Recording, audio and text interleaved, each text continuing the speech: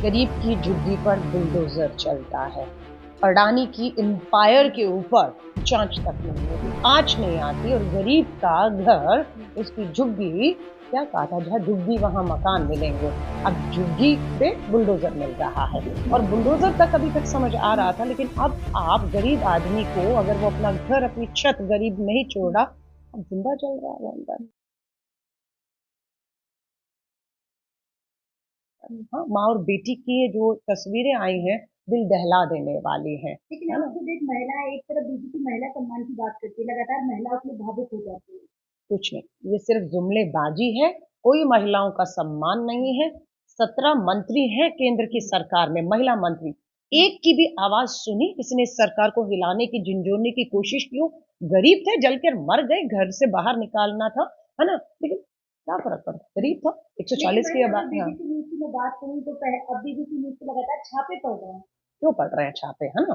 क्योंकि बीबीसी ने प्रधानमंत्री नरेंद्र मोदी जी की जो सच्चाई है, एक डॉक्यूमेंट्री के माध्यम से सबूत और तथ्यों के साथ सामने रख दिया पूरा विश्व के। पार्ट 1 और पार्ट 2 विश्व में देखा जा रहा है, यहाँ पर डर से बैन करते हैं। बैन के बावजूद भी जब उसको लोग देखते हैं और बीबीसी उसको वापस नहीं लेता है, आईटी को भेजकर उन्हें डराने की कोशिश कर रहे हैं। G20 समिट हो रहा है, विश्व के नेता यहाँ आ रहे हैं, ऐसे समय पर बीबीसी के ऊपर आईटी की रेड, मतलब कि मजाक है कि यहाँ पर आपके खिलाफ जो भी बोलता है, राजनीतिक दल, नेता हो या आपकी जितनी भी संवैधानिक संस्थाएं हो, मीडिया हो, आप आईटी, इनकम टैक्स रेड, ये वो डराने की लेकिन कहा कोशिश तो जा करते रहा है हैं। कि टैक्स वगैरह जो था वो ठीक से पे नहीं करने की वजह कब से से हुआ पता था। लगा टैक्स ठीक से पे नहीं हो रहा है? आज आया है बीबीसी, या आज आप सत्ता में अभी आए हैं, 9 महीने पहले या 9 दिन पहले? 9 साल से आप सत्ता में हैं और उससे पहले बीबीसी दिल्ली और मुंबई जैसे ऑफिस चल रहा है, सब कुछ ठीक था। कब एकदम से खराब लगने लगा? जब बीबीसी ने गुजरात दंगों की एक रिपोर्ट में बेनकाब कर दिया। हिंडनबर्ग इनके निशाने पर है और बीबीसी, हिंडनबर्ग ने प्रधानमंत्री जी के पूंजीपति मित्र का बेनकाब करके रख दिया और बीबीसी ने खुद प्रधानमंत्री जी को बेनकाब लेकिन कर अब दिया। आपकी जो कांग्रेस की सरकार थी तो कांग्रेस ने भी कुछ समय के लिए बीजेपी को बंद करने की बात कही थी। ठीक है, तो हमने कहा था इसलिए बीजेपी करेगी, है ना?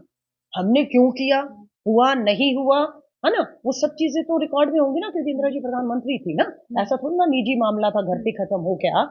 अगर किया था तो सारी चीजें, रिकॉर्ड, कार्रवाई संसद में है। आप आईटी के सर्वे रेट जो भी है, G20 हो रहा है, आपको देश को बताना होगा कि सच में आईटी की रेड में बीबीसी के दफ्तरों से क्या क्या बरामद हुआ है, और अगर वो सच में दोषी है तो कार्रवाई होनी चाहिए। लेकिन कहा तो ये जा रहा है कि पहले जो बीजेपी का ऑफिस था वो एक तल्ले में था, आज 6 मंजिल बन चुका है। प्रधानमंत्री जी का एम्पायर देखिए, अडानी का एम्पायर देखिए, 1 लाख करोड़ जो है, कुछ लाख करोड़ से कितने लाखों करोड़ों का, विश्व में 602 नंबर के पूंजीपति मित्र 8 सालों में विश्व का नंबर 1 बन जाता है। हिंडनबर्ग के खुलासे के बाद औंधे मुंह आकर गिरता है। तो बीबीसी अगर वहां से वहां बन गया, तो आज हमारे प्रवक्ता, हमारी जो चेयरमैन है मीडिया कम्युनिकेशन, पवन खेरा जी ने एक सबूत तथ्य रख दिया है। अब वो कैसे बना, क्या बना, बात ये कि आपकी बीबीसी की जो डॉक्यूमेंट्री थी वो सच है या नहीं है, वो एक मसला है।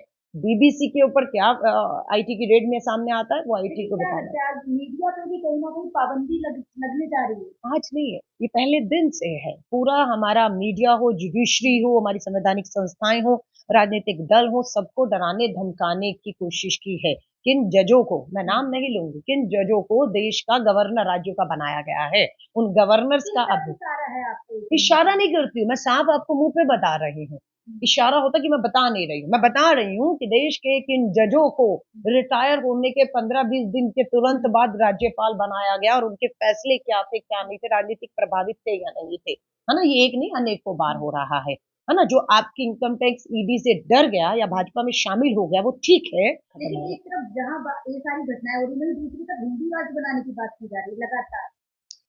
नहीं नहीं, हिंदू राज बनाकर रोजगार आ रहा है, बेरोजगारी खत्म हो रही है, महिलाएं सुरक्षित हो रही हैं, देश की अर्थव्यवस्था गिरी हुई उठ रही है, रुपया गिरा हुआ उठ रहा है।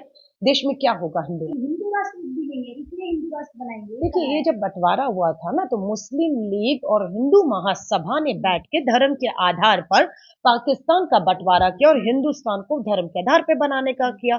महात्मा गांधी जी ने उस समय लोगों को बोल दिया था कि पाकिस्तान धर्म के आधार पर बन सकता है, लेकिन हिंदुस्तान में हर धर्म के लोग रहेंगे और ये धर्म के आधार पे नहीं बनेगा। सबको स्वीकार हुआ, इसलिए बहुत से मुस्लिम पार्टीशन में पाकिस्तान जा सकते थे, पर उन्होंने एक धर्म निरपेक्ष देश चुना।